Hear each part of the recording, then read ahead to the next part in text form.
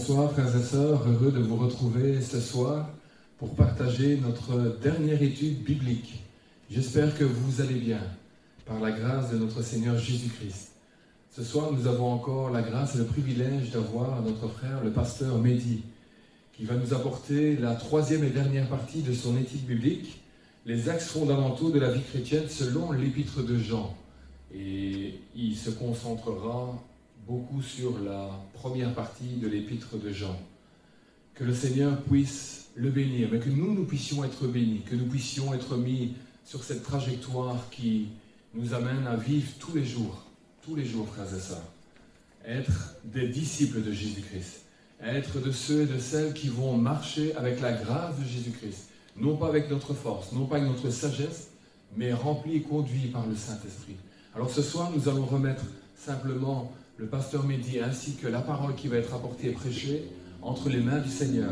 Nous voulons croire que le Saint-Esprit va nous visiter, va nous rencontrer, va nous bénir, va nous fortifier à tous égards, afin que nous puissions être des disciples matures qui vont avoir un seul but, entre les mains de Jésus-Christ, pouvoir à notre tour, nous, avec une maturité spirituelle, pouvoir enrôler des bébés spirituels, les bénir, les garder, les protéger et les emmener à conduire et à marcher selon la parole de Dieu. Éternel, nous sommes là devant toi, devant ta parole. Seigneur, nous croyons que ta parole est la vérité, le chemin et la vie. Nous croyons que tu es ce roi des rois qui règne au-dessus de tout. Nous croyons que tu maîtrises tout, Seigneur, que tu connais tout, Seigneur. Tu es cette parole faite chair, Seigneur. Et le désir de nos cœurs, la soif que nous avons dans nos cœurs, parce que c'est toi qui as déposé cette soif en nous, c'est de te connaître. Toi le véritable, toi l'unique, toi le premier-né, Seigneur. Nous voulons ce soir, comme Marie, se mettre à tes pieds, Seigneur. Et nous voulons, à travers ton serviteur, le pasteur Mehdi, écouter la parole, Seigneur. Nous voulons écouter cet enseignement, Seigneur, cette dernière partie. Seigneur, nous voulons être bénis. Nous ne voulons pas simplement être gavés de manière intellectuelle, mais nous voulons, Seigneur, de manière spirituelle, Seigneur, recevoir une petite part, Seigneur, au moins une petite part, Seigneur, afin de pouvoir aller de l'avant, afin de pouvoir sortir, Seigneur, avec quelque chose reçu de toi. Seigneur, c'est le désir de nos cœurs. Tu bénis, Seigneur, et que ton onction repose sur ton serviteur. Tu le oins de toi, Seigneur, que sa bouche devienne ta bouche, Seigneur, et que nous puissions être bénis, enseignés, Seigneur, dans le nom de Jésus-Christ de Nazareth. À ton nom soit donné gloire, Seigneur. Amen. Que le Seigneur vous bénisse, frères et sœurs, et que le Seigneur bénisse son serviteur, pasteur Mehdi. Amen.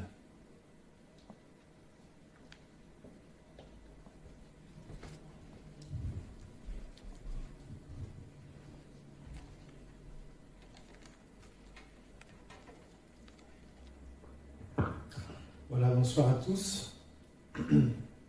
Soyez bénis par le Seigneur là où vous êtes et qu'il puisse vraiment vous partager sa joie, sa paix, alors que nous continuons à étudier sa parole autour de ce thème donc, que nous avons commencé il y a 2 mardis, les axes fondamentaux de la vie chrétienne selon la première épître de Jean.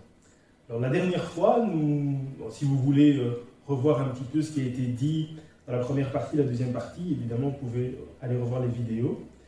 La dernière fois, nous avons parlé du fait que le vrai chrétien, puisque au début on avait dit, voilà, la première épître de Jean, quelque part, elle nous dessine le vrai chrétien, le chrétien authentique, le chrétien réellement attaché à Christ. La dernière fois, nous avons dit qu'une des caractéristiques de ce chrétien attaché à Christ, du chrétien authentique, c'est qu'il est attaché à la vérité de la parole de Dieu. Alors dans l'épître de Jean, c'est en particulier la personne du Christ, l'œuvre de Christ. On avait parlé du fait qu'il était 100% homme, 100% Dieu, et qu'il y avait des hérésies dans le peuple de Dieu qui contredisaient ça. Et donc on avait dit que c'était quelque chose d'essentiel. On ne peut pas mépriser la doctrine. On ne peut pas croire que la doctrine c'est un sujet complètement périphérique, qui n'a aucune importance. C'est essentiel d'être des chrétiens fondés dans la parole de Dieu. Et alors l'idée c'était aussi de bien montrer que si j'affirme simplement je suis un chrétien parce que j'aime mon prochain, oui c'est ce que Jésus a dit, mais que je ne crois pas qui il est, que je ne crois pas en sa personne, que je ne crois pas en son œuvre, que je ne crois pas eh bien, je suis en dehors de la foi. Et donc, on avait dit qu'on avait vraiment passé du temps à parler de cet attachement à la vérité qui caractérise le vrai chrétien. Donc, rappelez-vous que la toute première fois, on avait parlé du fait que le vrai chrétien, 1, a une vie de repentance, 2, obéit aux commandements. La semaine passée, 3, s'attache à la doctrine de la parole de Dieu, en particulier par rapport au Christ. Et puis aujourd'hui, nous allons voir les derniers axes majeurs de la vie chrétienne selon 1 Jean. Et là maintenant, nous allons entamer la vie de sanctification. Le chrétien se caractérise par une vie de sanctification. Alors c'est vrai que ça peut être vraiment très ressemblant au point 1, vie de repentance, au point 2, obéissance aux commandements. C'est vrai que ça se ressemble très fort, mais il y a quand même d'autres choses qu'on peut dire par rapport à ça.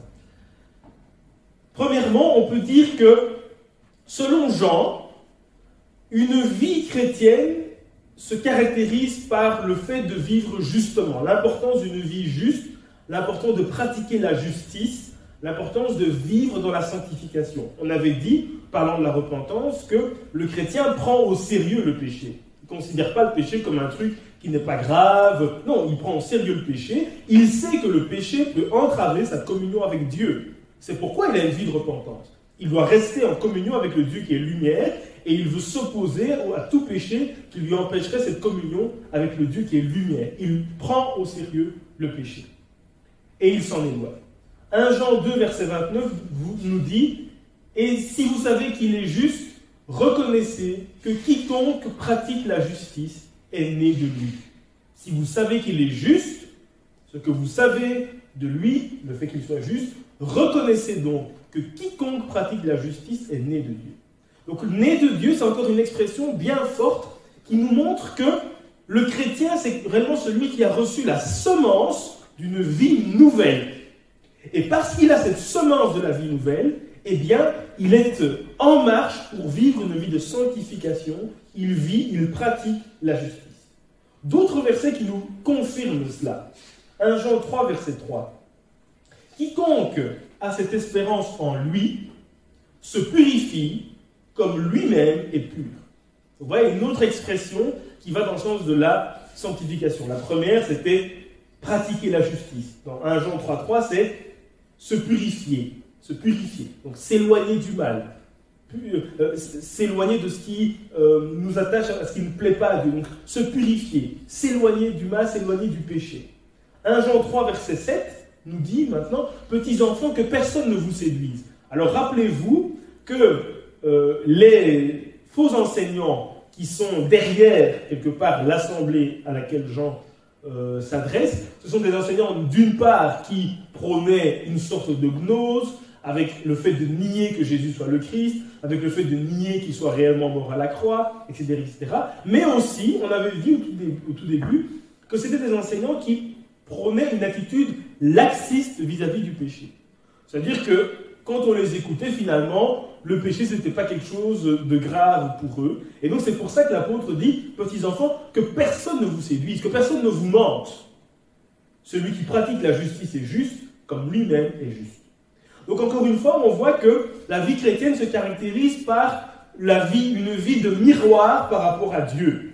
Dieu est lumière, je dois vivre dans la lumière. Dieu est amour, je dois vivre dans l'amour. Dieu est vérité, je dois vivre dans la vérité. Dieu est juste, je dois vivre dans la justice.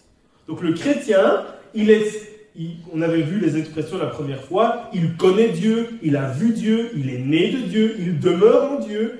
Et donc, ce lien, qui n'est pas un lien de connaissance intellectuelle, je connais Dieu, je suis enfant de Dieu, j'ai vu Dieu, je demeure en Dieu, l'amène réellement à vivre une vie qui est en concordance avec qui Dieu est et avec ce que la parole de Dieu dit de lui, dit de Dieu.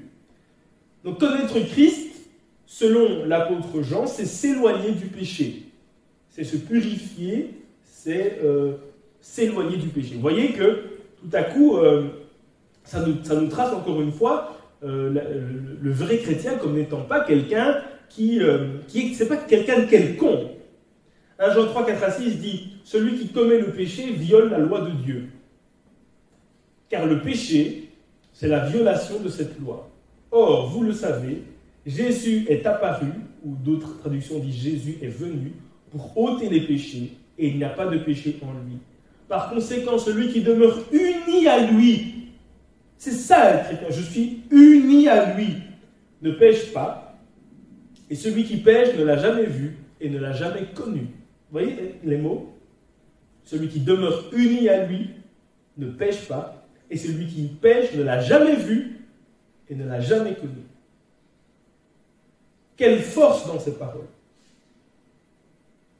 Alors, vous le savez, vous l'avez déjà entendu certainement plusieurs fois, quand on dit dans 1 Jean 3 « ne pêche pas », ça ne signifie pas qu'un chrétien ne peut plus pécher. Donc on comprend bien dans le contexte et par d'autres éléments que, en fait, quand Jean dit « ne pêche pas », ça veut dire « ne pratique pas le péché ». C'est-à-dire c'est ne pas s'installer dans le péché, ne pas se complaire dans le péché. Le chrétien ne se complaît pas dans le péché.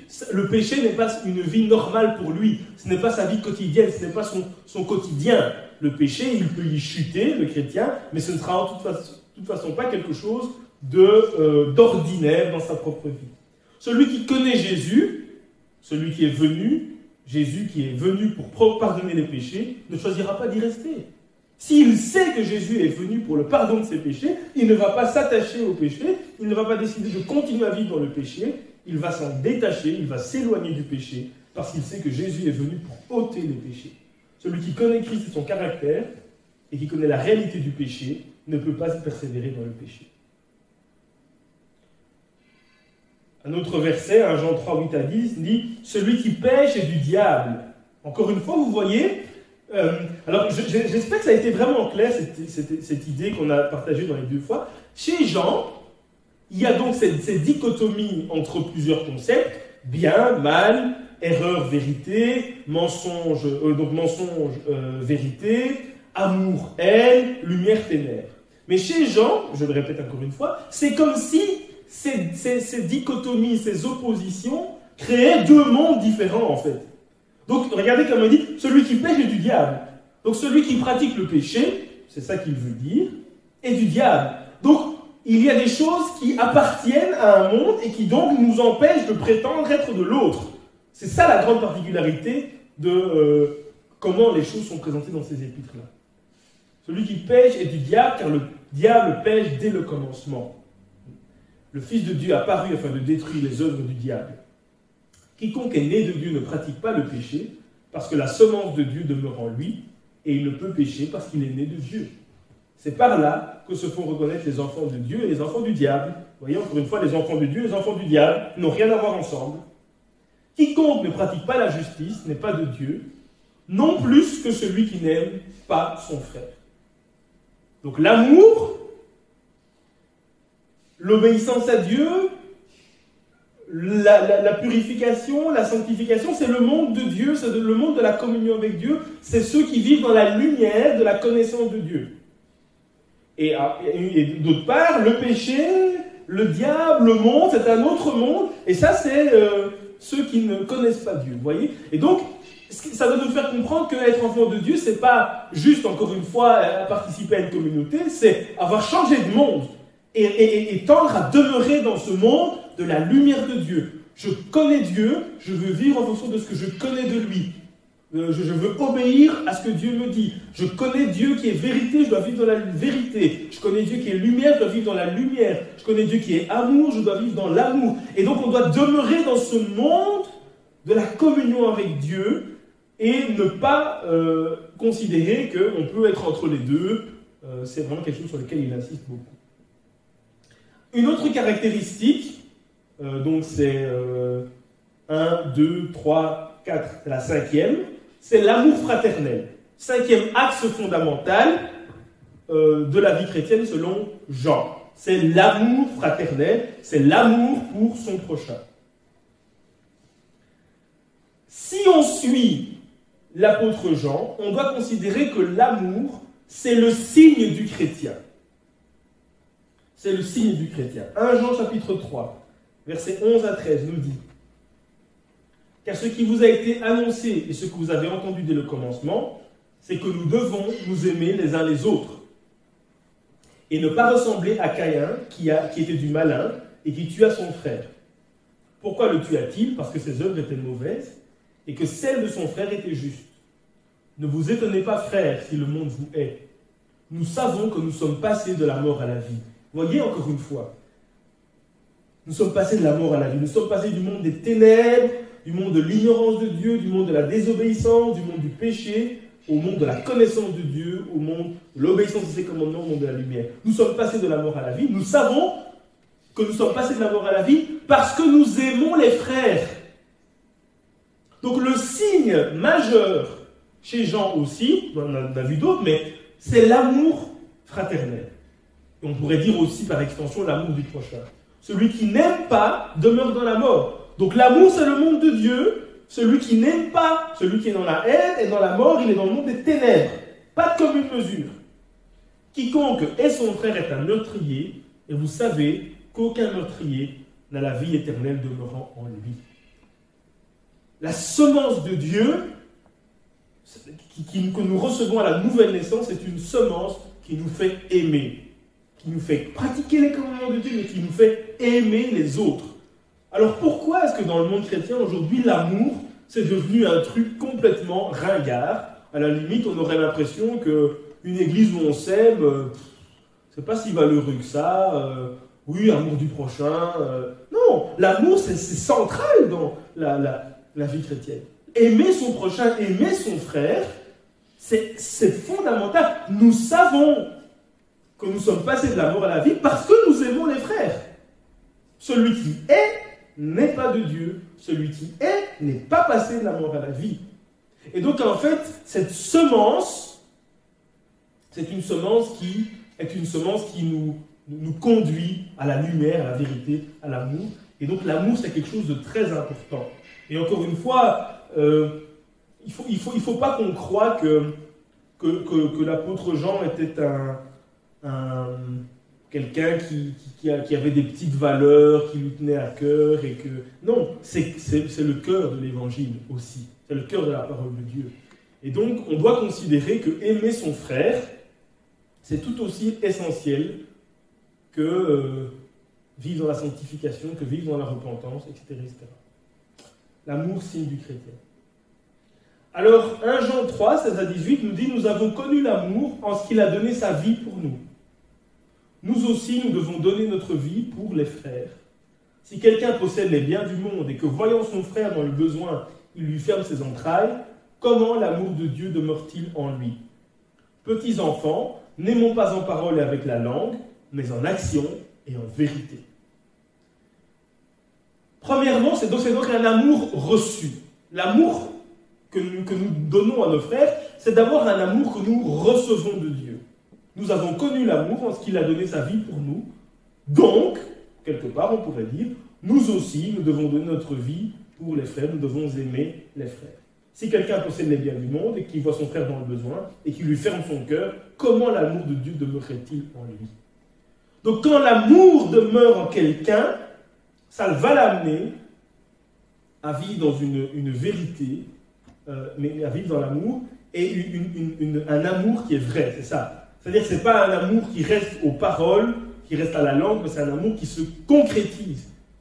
Mon frère est dans le besoin, et vous voyez qu'avant il dit, nous devons donner notre vie pour les frères. Mon frère est dans le besoin, je me donne pour lui, je donne mes biens pour lui, je donne mon temps, je donne mon intelligence, je donne ma capacité. Donc en fait, l'amour, ça devrait être le critère principal. Alors ce qui se passe très souvent dans le monde chrétien, c'est que on aime bien gommer une chose pour une autre. Et donc on dit, ben voilà, le caractéristique du chrétien, c'est l'amour. On doit s'aimer les uns les autres. La vérité doctrinale, la parole de Dieu, ça oui, c'est pas grave. Ou alors le contraire, on dit non, c'est la vérité, on doit être attaché à la parole de Dieu, et l'amour c'est vrai, mais l'important c'est la doctrine et tout ça. On doit réussir à garder l'équilibre. C'est-à-dire en même temps d'être des hommes et des femmes attachés à la vérité de l'Écriture, mais en même temps des hommes et des femmes capables d'aimer notre prochain, d'aimer nos frères, d'aimer ceux qui sont avec nous. Alors, vraiment que Dieu nous aide à comprendre que l'amour, ce n'est pas quelque chose de ringard dans la parole de Dieu, c'est central, c'est un signe des enfants de Dieu. Nous ne pouvons pas nous prétendre enfants de Dieu si nous propageons la haine, l'indifférence le mépris de l'autre. Et c'est un amour qui ne doit pas être seulement... C'est un amour de vérité. Vous voyez? C'est un amour, l'amour du monde de la communion avec Dieu, c'est un amour vrai. J'aime vraiment l'autre. Je lui montre mon amour dans la vérité par des actes concrets. 1 Jean 4, 7 à 10, bien-aimés, aimons-nous les uns les autres. Car l'amour est de Dieu. L'amour est de Dieu. Vraiment, c'est pas facile de faire comprendre. L'amour est de Dieu. Donc en fait, si vous voulez, je le répète encore une fois, mais c'est pas grave, mais ça doit vraiment devenir une vérité concrète pour nous. Il y a, si vous voulez, être chrétien, c'est quoi? C'est vivre en fonction de la nature de Dieu. L'amour est de Dieu. Ce qui caractérise le Dieu avec qui nous sommes entrés en communion par Jésus-Christ, c'est l'amour. Et donc l'amour doit être une caractéristique majeure de notre vie. Dieu est vérité, je vis en communion avec le Dieu qui est vérité, je dois vivre dans la vérité. Le Dieu que je connais est un Dieu de lumière, je dois vivre dans la lumière. Donc l'amour est de Dieu, et quiconque aime est né de Dieu et connaît Dieu. Encore une fois, vous voyez comment on doit présenter notre vie. Ma vie, c'est quoi? Je suis chrétien, oui, ça veut dire quoi? Ça veut dire que je connais Dieu. Ça veut dire que je suis né de Dieu par le Saint-Esprit. Et cette naissance par le Saint-Esprit m'amène à vivre dans l'amour du prochain, m'amène à aimer mes frères. Celui qui n'aime pas n'a pas connu Dieu, car Dieu est amour. Vous connaissez ce grand verset. Celui qui n'aime pas n'a pas connu Dieu, car Dieu est amour. C'est sa nature. L'amour de Dieu a été manifesté envers nous en ce que Dieu a envoyé son Fils unique dans le monde, afin que nous vivions par lui. Et cet amour consiste non point en ce que nous avons aimé Dieu, mais en ce qu'il nous a aimés et envoyé son Fils comme victime expiatoire pour nos péchés, c'est-à-dire comme victime qui permet le pardon des péchés. Donc encore une fois, c'est ce qu'on a dit, mais c'est pas grave, si on le répète, c'est pas grave, parce que c'est quand même très important, et il faut vraiment que ça prenne sa place en nous. Quand on lit l'épître de Jean, on comprend que la vie chrétienne, c'est une vie basée sur la nature de Dieu. Le Dieu créateur de toutes choses, le Dieu par qui toutes choses sont. Eh bien, le chrétien, il vit en conformité, il vit par rapport à la nature de Dieu. Par exemple, prenez, vous connaissez bien Jean 4, verset 14, Dieu est esprit, nous dit Jean, encore une fois, mais là dans l'évangile, Jean 4, 14, il faut que ceux qui l'adorent, l'adorent en esprit. Donc Dieu est esprit, donc il faut que ceux qui l'adorent, l'adorent en esprit. 1 Jean, cette fois-ci 1, 5, Dieu est lumière, donc nous devons vivre dans la lumière. 1 Jean 4, verset 8, Dieu est amour, donc nous devons vivre dans l'amour. Donc Dieu est la source de tout amour, il est la source de l'amour. L'amour est sa nature propre, et l'amour est le signe de la présence de Dieu dans un cœur et dans une communauté. 1 Jean 4, 16, et nous avons connu l'amour que Dieu a pour nous. D'abord, c'est ça. Nous connaissons l'amour que Dieu a pour nous manifesté par Jésus-Christ, qui est mort pour nous, et nous y avons cru. Dieu est amour. Et celui qui demeure dans l'amour demeure en Dieu, et Dieu demeure en lui. Que Dieu nous aide à vivre des vies chrétiennes à la hauteur de ces vérités. Celui qui demeure dans l'amour demeure en Dieu. Il demeure en Dieu. Il ne demeure pas à proximité, il demeure en Dieu et Dieu demeure en lui. Donc, rappelez-vous qu'on avait dit que beaucoup de commentateurs disent que le mot central de la première épître de Jean, c'est le mot communion. Je demeure en Dieu, Dieu demeure en moi. Nous sommes en communion avec Dieu.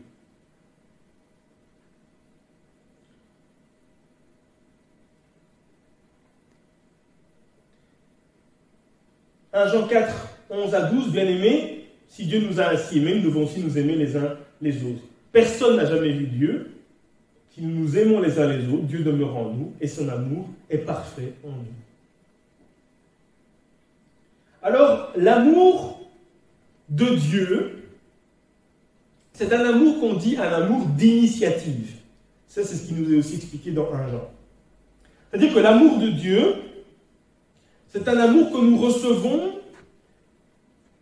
et qui nous est donné par la propre initiative de Dieu. C'est un amour qui ne vient pas de nos efforts, de ce que nous avons fait, de nos mérites. C'est une pure grâce de la propre initiative de Dieu. C'est lui qui nous aime parce qu'il a décidé de nous aimer. Et nous recevons l'amour qu'il a pour nous. L'amour pour les autres, c'est un amour de reconnaissance. C'est-à-dire que parce que Dieu m'aime, j'aime les autres et je donne aux autres l'amour que j'ai reçu. C'est 1 Jean 4, 19 qui dit « Pour nous, nous l'aimons », donc l'amour pour Dieu et l'amour pour les autres en fait, nous l'aimons parce qu'il nous a aimés le premier. Donc l'amour de Dieu pour nous, c'est un amour d'initiative. C'est Dieu qui prend l'initiative de nous aimer. L'amour pour les autres, c'est un amour de reconnaissance. L'amour pour Dieu, d'abord, c'est un amour de reconnaissance. L'amour pour les autres, c'est un amour de reconnaissance. C'est parce que Dieu m'a aimé que je l'aime, c'est parce que Dieu m'a aimé que j'aime les autres. Ça, c'est central dans la vie chrétienne. Alors maintenant, en ce qui concerne l'amour fraternel, nous allons, pendant quelques minutes, nous arrêter sur une distinction qu'un théologien bien connu a fait entre ce qu'on appelle l'amour psychique et l'amour spirituel. Et ce théologien, c'est Dietrich Bonhoeffer. Dietrich Bonhoeffer a écrit un livre qui s'appelle « La vie communautaire » ou « De la vie communautaire » où il parle énormément de la vie de l'Église. Et là, dans cet ouvrage, il écrit, où il parle de la différence entre l'amour psychique et l'amour spirituel. Très souvent, dans l'Église, donc ici on va un petit peu quitter l'amour du prochain en général pour s'intéresser à l'amour fraternel, puisqu'en fait c'est surtout cet amour-là dont on parle dans Jean, l'amour fraternel comme axe fondamental de la vie chrétienne. Et bien souvent on confond l'amour psychique que nous avons pour les autres et l'amour spirituel que Dieu nous demande d'avoir. Alors on va essayer pendant quelques instants d'y voir plus clair, et je prie que chacun puisse avoir une lumière du Saint-Esprit dans sa propre vie pour voir si j'aime psychiquement mes frères ou si je les aime spirituellement. Ok ? Alors, je ne vais pas lire les extraits. Il y a des extraits qui sont là sur le PowerPoint, mais je ne vais pas les lire. Ce serait peut-être un peu compliqué de lire et de commenter, peut-être un peu long, et peut-être que certains seraient perdus. Mais je vais peut-être résumer les grandes différences que Bonhoeffer fait entre l'amour psychique et l'amour spirituel. Alors, si vous ne voyez pas du tout de quoi on parle, malheureusement, je ne vois pas vos visages perturbés. Donc, je devrais croire par la foi que c'est à peu près clair. Mais bon. L'amour psychique. Première caractéristique, par exemple. L'amour psychique, c'est aimer l'autre pour lui-même. Alors que l'amour spirituel, c'est aimer l'autre à cause de Christ. Alors, je vais donner un exemple. L'amour psychique, c'est aimer l'autre pour lui-même. Aimer l'autre pour lui-même, c'est, par exemple, si je suis à l'église de Ransard, je vais dire « j'aime bien Pablo ». Je l'aime bien. Alors, pourquoi j'aime bien Pablo ? Parce qu'il est qui il est, j'aime bien sa personnalité, j'aime bien sa façon d'être, j'aime bien sa façon de parler, voilà, je l'aime bien. Si je dis ça, alors c'est magnifique d'aimer Pablo, et c'est vrai, c'est pas un mensonge, je l'aime vraiment, mais si je dis ça, je suis encore là dans l'amour psychique. Pourquoi ? Parce que je l'aime. Pourquoi ? La cause de mon amour ou de mon appréciation pour lui, c'est sa personnalité. C'est qui il est. C'est sa façon d'être. Voilà. Donc, c'est un amour qui est motivé par l'autre, par ce que l'autre est. D'accord ? Tandis que l'amour spirituel, c'est j'aime l'autre à cause du Christ. Donc j'aime l'autre non pas en tant que lui-même, mais j'aime l'autre à cause de ce qu'il est vis-à-vis de moi, à cause de Christ. J'aime mon frère, ma soeur, mon église. À cause de Christ, en Christ, c'est par Christ que j'aime l'autre. Donc je n'aime pas l'autre parce que sa personnalité me plaît ou pas, mais parce qu'en Christ, il est devenu mon frère, ou elle est devenue ma soeur. Et que nous partageons la communion des enfants de Dieu vis-à-vis de notre Père. D'accord ? Donc, aimer l'autre pour lui-même, c'est aimer l'autre parce que, on pourrait dire aussi, il a la même culture que moi, on pourrait dire de quelqu'un, voilà, moi je suis autrichien, et cette sœur-là est autrichienne, donc on s'entend bien. Et je l'aime bien pour ça. Mais alors là, ça c'est de l'amour psychique. Je l'aime bien parce qu'elle est autrichienne et que je suis autrichien et qu'on a des choses communes à se raconter. Parce que vous savez que quand on vit quelque part, il y a des choses, si vous êtes Carolo, vous allez dire un mot, l'autre comprend, et tous les autres ne vont pas comprendre. Si vous êtes belge, voilà, si vous êtes ivoirien, si vous êtes, voilà, vous allez utiliser des expressions, faire des blagues même, que les autres ne vont pas comprendre. Donc voilà, je l'aime bien parce qu'il a la même culture que moi, parce qu'on se comprend. Ça, c'est un amour psychique. C'est pas l'amour spirituel. C'est pas que j'aime l'autre parce que Christ a fait de lui mon frère. En fait, quand on aime selon Christ, quand on aime à cause de Christ, on est censé aimer tout le monde à cause de Christ. Et donc, on ne devrait pas avoir des préférés et des moins préférés. On devrait avoir, nous dit Bonhoeffer très justement, on devrait avoir un amour pour les autres qui est semblable. Par exemple, autre différence, l'amour psychique, c'est aimer l'autre pour sa compagnie, pour la réciprocité de son amour. D'accord ? Ça veut dire que pourquoi j'aime bien l'autre? Parce que j'aime bien être avec lui, j'aime bien discuter avec lui, j'aime bien rigoler avec lui. J'aime bien l'autre, pourquoi? Parce qu'il me donne de l'appréciation, il me respecte, etc., etc. Alors que l'amour spirituel, c'est aimer l'autre pour le servir. Donc j'aime pas l'autre parce qu'il me donne quelque chose ou parce qu'il y a un bon feeling. J'aime l'autre parce que Christ m'a fait le serviteur de cet autre. Christ a fait de moi celui qui doit laver les pieds de cet autre. Donc je l'aime pour le servir. Je ne l'aime pas en fonction de ce que je reçois, de ce qui me plaît, mais je l'aime parce que je suis son serviteur par Jésus-Christ. Autre différence, l'amour psychique est à lui-même son propre but. C'est-à-dire que j'aime l'autre, pourquoi? Parce que je l'aime bien, je n'ai pas de but, je ne cherche rien pour Dieu ou pour le... Je l'aime bien parce que je l'aime bien. Alors que l'amour spirituel vient de Jésus-Christ. Il ne sert que lui. L'amour spirituel, c'est un amour qui sert Jésus-Christ. L'amour spirituel sait qu'il n'a pas d'accès immédiat à l'autre être humain. Le Christ se tient entre moi et l'autre. Donc, j'atteins l'autre par Jésus-Christ. J'aime l'autre par Jésus-Christ. Je sers l'autre par Jésus-Christ. D'accord? Donc, ça veut dire que la personne ait une personnalité qui m'agrée ou pas, je la sers à cause de Jésus-Christ.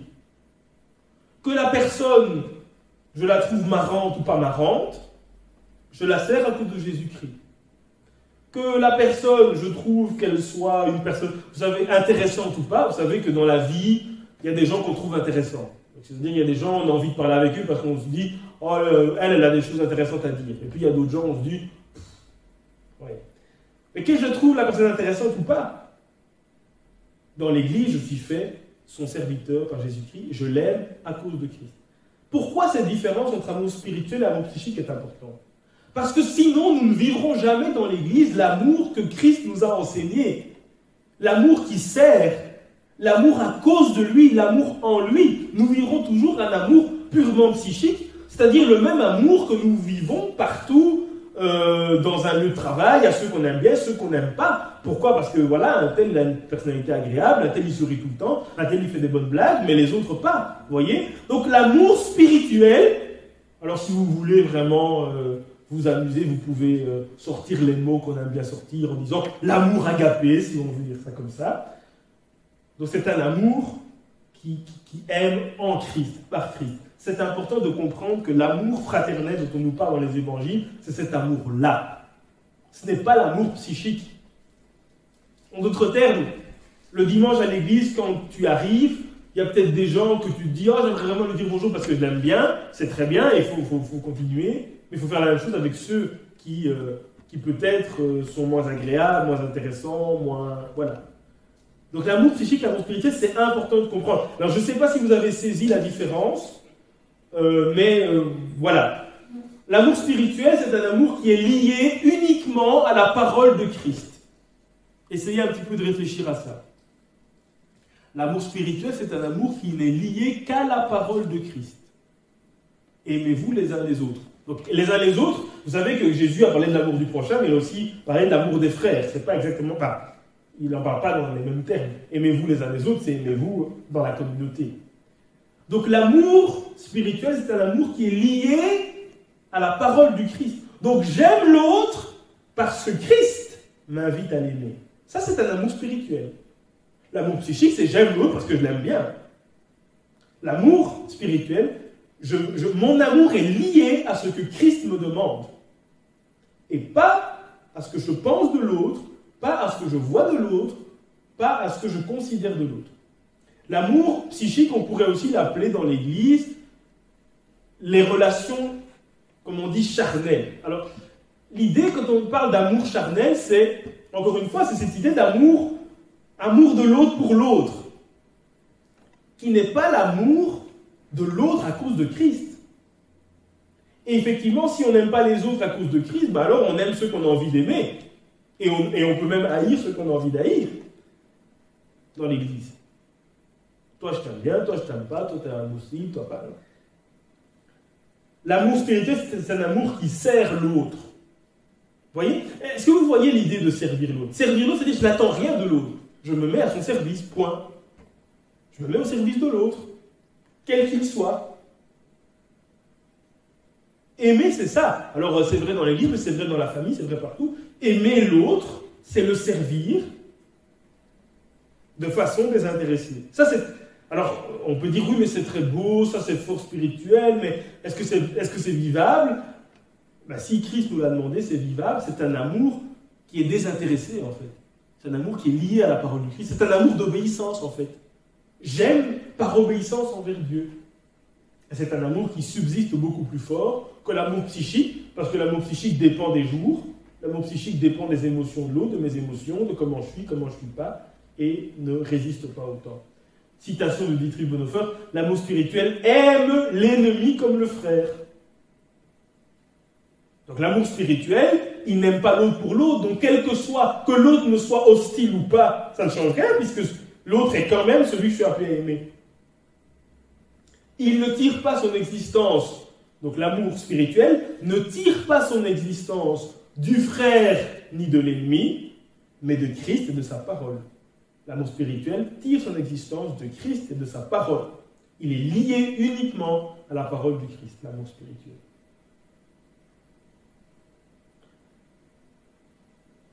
Alors évidemment, je ne vais pas citer toutes les choses qui sont données par... simplement une autre citation. Tel est le sens du principe selon lequel nous ne pouvons rencontrer l'autre que dans la médiation, c'est-à-dire par l'intermédiaire de Christ. L'amour psychique se fabrique sa propre image de l'autre, de ce qu'il est et de ce qu'il doit devenir. Il prend en ses propres mains la vie de l'autre. L'amour spirituel part de Jésus-Christ pour connaître l'image de l'autre. C'est l'image que Jésus-Christ a marquée et veut marquer de son empreinte. Donc l'amour spirituel, c'est un amour qui connaît l'autre par Jésus-Christ, en fonction de ce que Christ a fait de l'autre. Christ a fait de l'autre mon frère, fils d'un même père, Dieu. Jésus-Christ a fait de l'autre celui à qui je dois laver les pieds, celui qui est mon compagnon de service par Christ.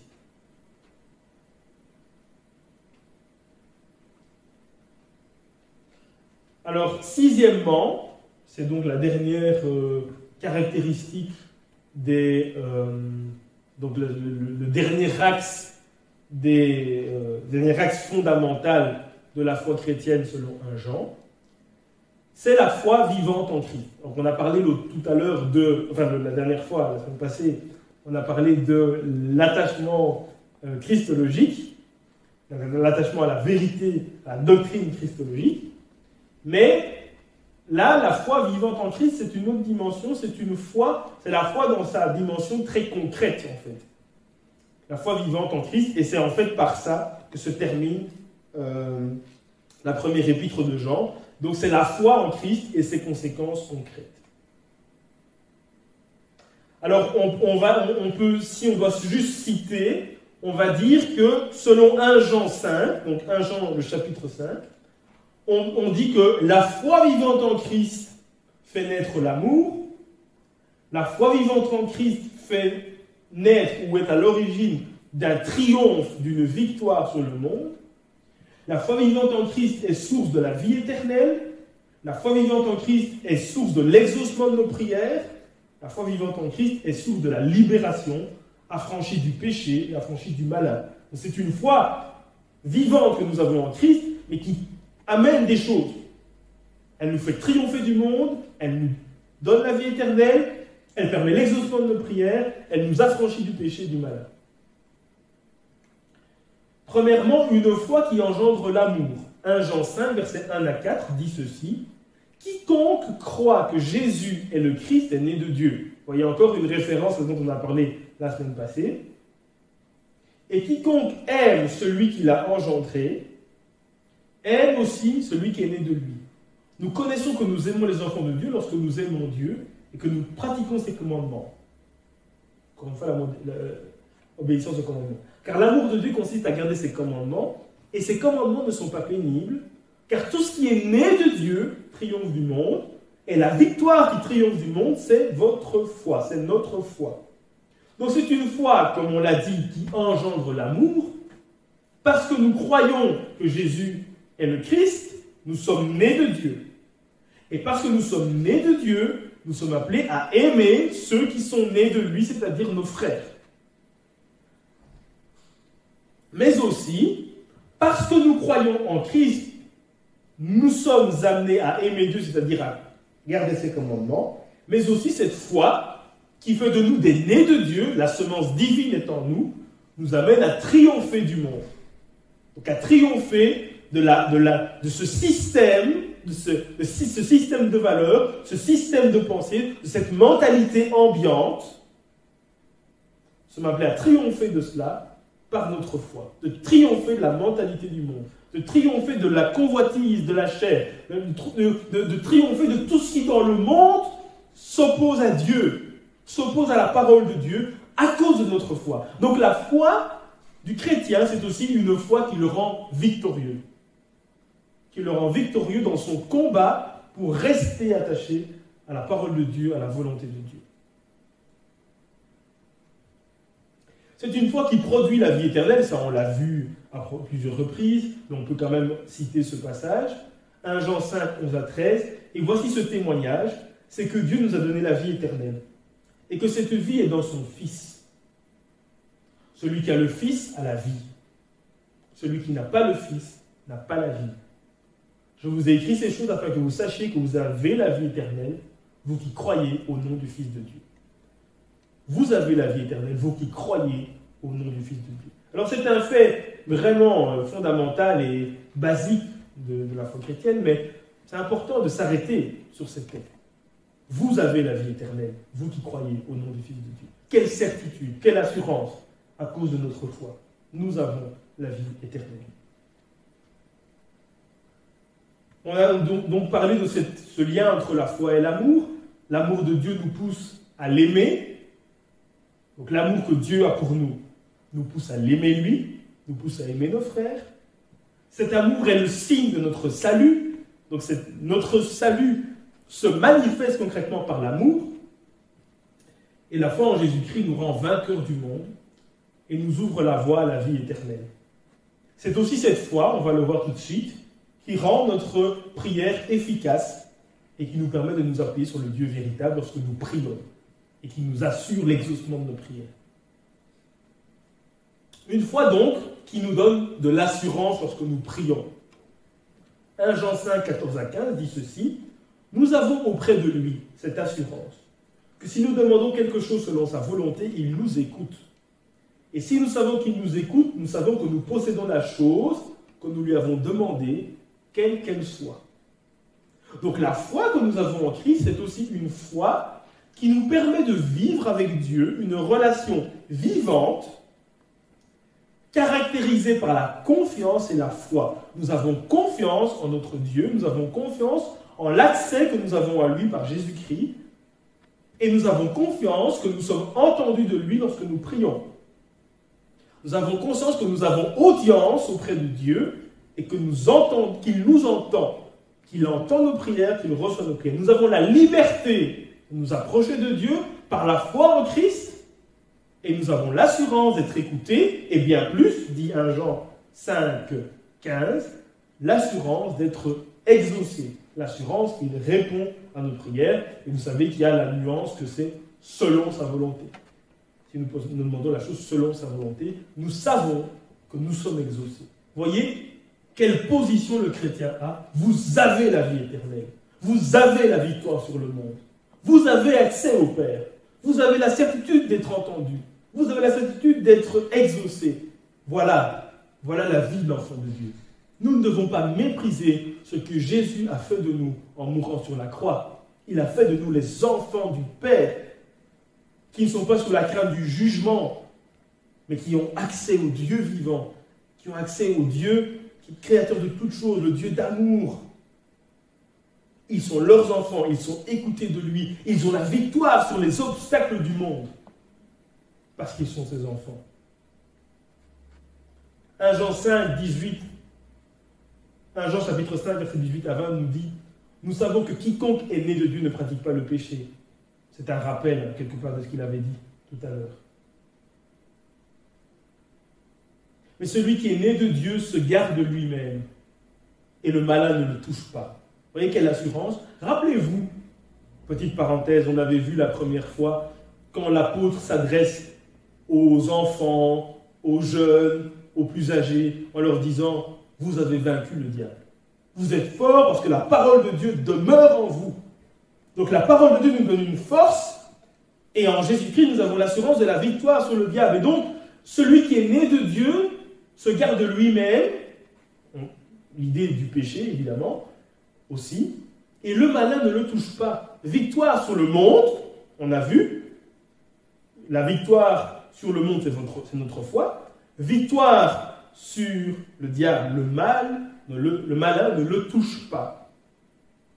Nous savons que nous sommes de Dieu, c'est une expression forte aussi. Nous savons que nous appartenons à Dieu, nous savons que nous demeurons en Dieu, et que le monde entier est sous la puissance du malin. Vous voyez encore une fois cette fracture. Nous sommes de Dieu, et le monde entier est sous la puissance du malin. Alors faisons attention, lorsque nous parlons de Jésus à des gens, de bien leur expliquer ce qu'on veut dire dans ce genre de choses. Parce que l'idée, c'est pas, comme chrétien, de se croire supérieur aux autres, et de croire qu'on est les meilleurs. C'est pas de ça qu'on parle, en fait. Hein. On parle vraiment d'être passé sous l'autorité de Dieu, d'être passé dans son royaume, dans sa communion. Et d'avoir laissé le monde des ténèbres, le monde qui est sous l'autorité du malin, nous dit ce texte. Donc nous savons que le monde entier est sous la puissance du malin. Donc vous voyez, voilà pourquoi aussi il y a cette fracture entre le monde et Dieu et cette question qui est dit qu'on ne peut pas dire qu'on aime Dieu si on aime le monde, dans 1 Jean. C'est que le monde, c'est-à-dire ce système de pensée, hein, donc le système de pensée qu'il y a autour de nous, qui s'oppose à Dieu, qui s'oppose à sa volonté, ce système de valeurs aussi, qui s'oppose à Dieu, qui rejette la parole de Dieu, est sous la puissance du malin, sous la puissance du péché, sous la puissance de la désobéissance dans laquelle le malin a fait entrer le monde. Voilà pourquoi il n'y a pas de communion entre les deux mondes. Petite parenthèse, vous voyez aussi pourquoi la parole de Dieu nous met en garde contre les mariages entre croyants et non-croyants. Parce que selon la parole de Dieu, on est vraiment en train de parler d'être dans un monde et dans un autre monde, en fait. On est en train de parler d'être sur deux planètes différentes. Nous savons aussi que le Fils de Dieu est venu et qu'il nous a donné l'intelligence pour connaître le véritable. C'est-à-dire qu'il a illuminé notre intelligence pour que nous connaissions le véritable, c'est-à-dire pour que nous connaissions Dieu. Et nous sommes dans le véritable en son Fils Jésus-Christ, celui qui est le Dieu véritable et la vie éternelle. Nous savons que nous sommes de Dieu. Nous savons que nous avons l'intelligence pour avoir accès et pour connaître le Dieu véritable. Nous savons que nous avons la vie éternelle. On pourrait dire aussi, quand on dit, point 6, le chrétien se caractérise par une foi vivante, on pourrait dire aussi, c'est une vie de conviction, la vie chrétienne. Ce n'est pas une vie de peut-être, de on verra bien, de je ne sais pas, de où suis. Nous avons la vie éternelle. Nous connaissons le véritable. Une vie de certitude. Donc les certitudes de l'enfant de Dieu, nous savons que nous appartenons à Dieu. Nous savons que nous sommes à lui, nous lui appartenons. Nous savons que le Fils de Dieu est venu et qu'il nous a donné l'intelligence pour que nous connaissions le Dieu véritable. Donc il a illuminé notre intelligence pour que nous connaissions le Dieu véritable. Le Saint-Esprit permet un renouvellement de notre intelligence, Romains 12, qui nous permet de connaître Dieu et d'entrer en relation avec Dieu. Enfin, pour terminer cette étude, 1 Jean 5, verset 21, nous dit « Petits enfants, gardez-vous des idoles ». 1 Jean 5, verset 21, c'est une petite recommandation finale qui vient toute seule dans le texte. « Petits enfants, gardez-vous des idoles ». Il parle là donc des idoles qui s'opposent au Dieu véritable et vrai, aux idoles qui s'opposent à la connaissance du seul et unique Dieu, à ces idoles qui nous détournent de la foi véritable, du Dieu véritable manifesté en Jésus-Christ. Alors certainement que quand l'apôtre Jean dit ça, il fait référence aux hérésies qui passent, qu'on a décrites la semaine passée, en leur disant « Gardez-vous des idoles, gardez-vous des faux enseignements, gardez-vous d'être détournés, gardez-vous d'être éloignés, d'être amenés loin de la vérité. Gardez-vous des idoles. » Alors voilà, nous arrivons à la fin de cette étude sur les axes fondamentaux de la vie chrétienne selon Jean. Encore une fois, ce n'était pas une étude exhaustive, mais une étude qui avait simplement pour but de prendre cette petite épître résumée de la foi chrétienne et de tirer ensemble quelques grands axes fondamentaux. On en a vu 6 de la foi chrétienne, du véritable chrétien. Alors évidemment, pour les chrétiens matures, affermis, c'est un simple rappel, mais combien c'est important de méditer ces choses, de fonder nos vies sur ces choses, et de nous laisser vraiment conduire aussi par Jean qui a une approche aussi qui nous aide, l'approche de la contemplation, l'approche de l'écoute de Dieu, que Dieu nous aide réellement à vivre selon toutes ces choses et peut-être à aussi éclairer notre intelligence sur des choses qu'on n'aurait pas compris, sur des choses qui ne seraient pas claires pour nous, et qu'il fortifie notre foi, qu'il édifie notre foi, pour que nous soyons vraiment des enfants de Dieu dans ce monde, que nous soyons la lumière du monde, que nous soyons le sel de la terre. Bonne soirée à chacun et à chacune.